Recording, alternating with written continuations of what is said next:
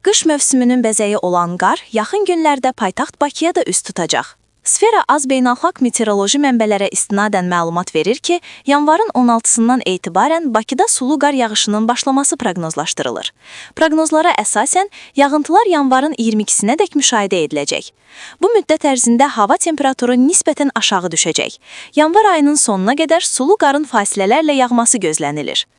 Azərbaycanda yanvarın 10-una gözlənilən hava şəraiti haqqında proqnoz açıqlanıb. Bu haqda Milli Hidrometeorologiya Xidməti məlumat yayıb. Qeyd edilib ki, Bakıda və Abşeron yarımadasında hava şəraitinin dəyişkən bulutlu olacağı, arabir tutulacağı, əsasən yağmursuz keçəcəyi gözlənilir. Ancaq 9-undan 10-una keçən gecə və axşam bəzi yerlərdə çiskinli yağış yağacağı ehtimalı var. Arabir güclənən şimal-qərb küləyi axşama doğru mülayimləşəcək. Havanın temperaturu gecə 5-7, gündüz 8-11 dərəcə isti olacaq.